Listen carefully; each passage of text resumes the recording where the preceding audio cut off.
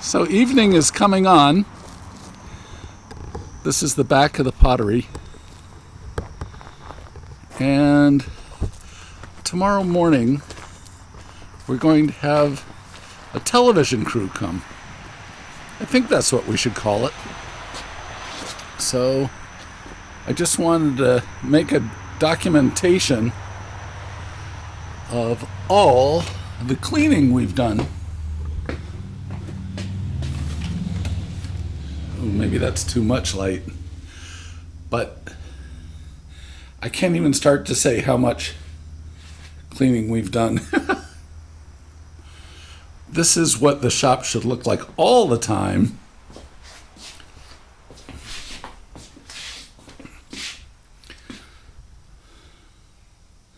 Very nice.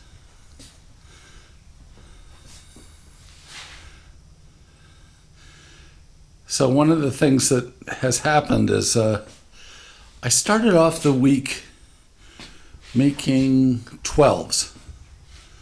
So there's 30, 12, number 12, meaning 12 wet pounds of clay. And I had, let's see. And then from that I went to making number 6s.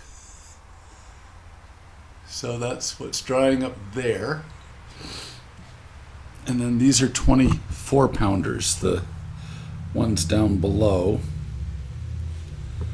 And there's some we're going to do some work during the television show on. So those are being kept wet so that we can do some additions.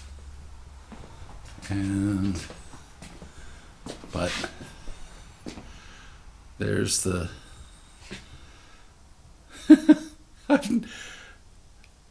it probably doesn't look like anything to you guys, but we were literally scraping the floors this morning. So it's not very common that you see a pottery room look like this. So the showroom, we spent yesterday started cleaning it up. So there's Lizzie's shelves, and then we have salt glaze up above with some red pots down below, and some bell jars with joggled ware, red ware, slip trailed and jiggled around plates up above.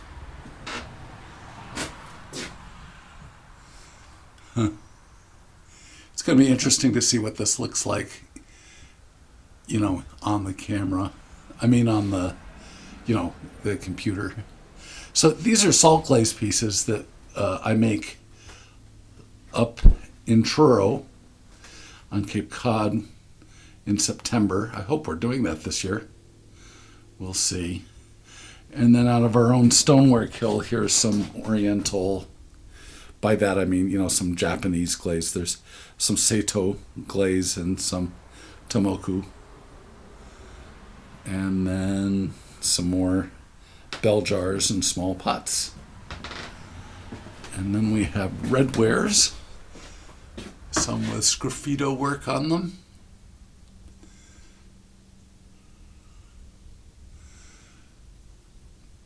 Those, what the English call jugs and we call pitchers, are sort of a 13th century shape that everybody in the pottery world sort of makes an attempt at making every now and then. These are pie plates with slip trailing on them. Some more slip trailed. This kind of looks overwashed with light for what I'm doing, but hopefully I can make it prettier. Let's see, so that's more slip trailed work up above. And then these are Georgian in shape. In other words, some of these are worked up from things at George Washington's house or That second to the bottom shelf there in the middle is from Monticello. And then there's a lot of English work pots. These are very simple English work pots. The ones in the middle there are called a seed pan with a very fast car going by outside.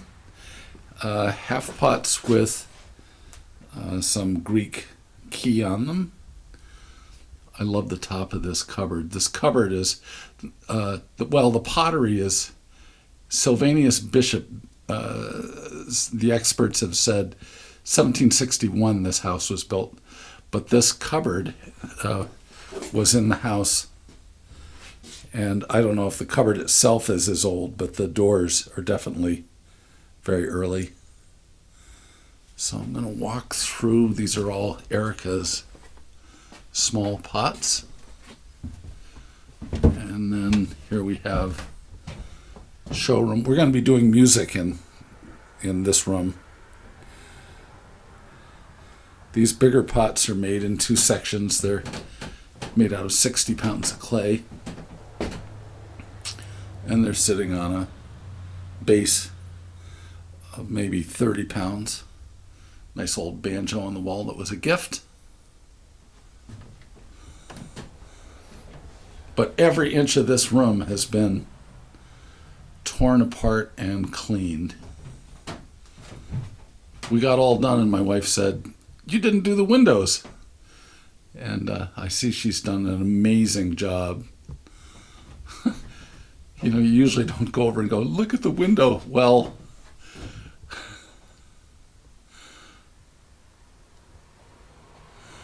and then up above here, that's a shape from Anthony Batcher. If you're saying it in the Anglophile way, Bacher or Bacher, but Thurmont, Maryland from the 1870s. Up above from Galena, Illinois from the 1850s. And a single rim, which is, I call it a Cornish rim. You see a lot of that in the southern part of England. Here's some more of the Cornish rimmed pots. I have this romantic idea that Lakes Pottery made these in Truro. I don't know how I got that one in my head.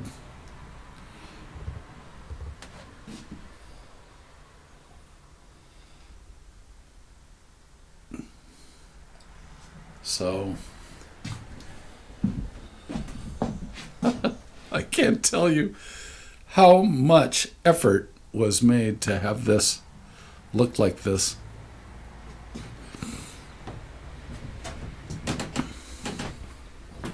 Oh, up above. I should turn on the light to show you these. So I'm going to just lean down. So when I was a kid, I made lamps. So I wonder if I turn off, does that do different? So the one on the right I made when I was 14, 15. And then on the one on the left, so these are taking oil tin and then punching holes in them. The one on the left I did in 2015, showing my daughter how to do this, and she's gone wild on making really wonderful versions of that. Now with the light down, I don't know if this is, it actually looks better, but these are some of my daughter's illustrations. The one down below I love. They're it's with wine. So look at the one jumping. Okay, everybody. Well, I just wanted to do a quick video of all the work, and I hope it's a nice backdrop for the funny things we're going to be doing tomorrow. You never know when you do a television shoot what you're going to get, but this one's going to be fun. Okay, Thanks for having a look, and we'll talk to you guys later. Okay, bye.